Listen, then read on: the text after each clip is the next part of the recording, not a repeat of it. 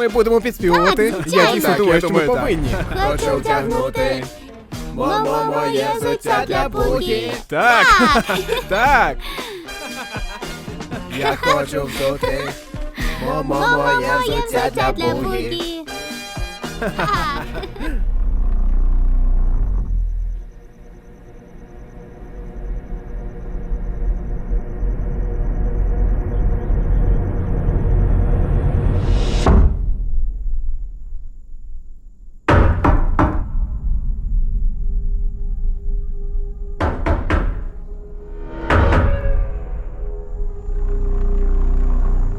Мене звати Леонард.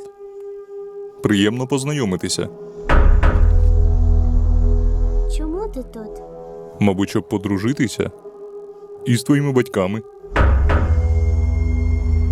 Але моє серце розбите Чому воно розбите? А? через те, що я маю зробити.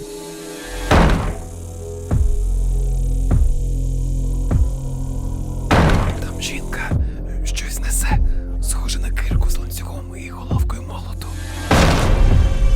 Ми четверо маємо виконати дуже важливу роботу. Насправді, можливо, найважливішу роботу в історії світу.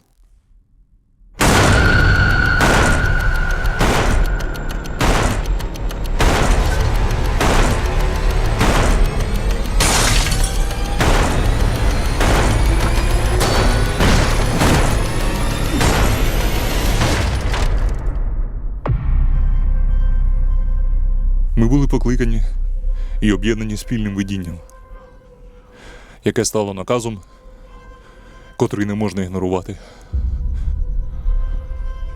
Нас тут четверо, щоб уникнути апокаліпсису. Вашу сім'ю було обрано для прийняття жахливого рішення. Якщо ви не оберете, настане кінець світу.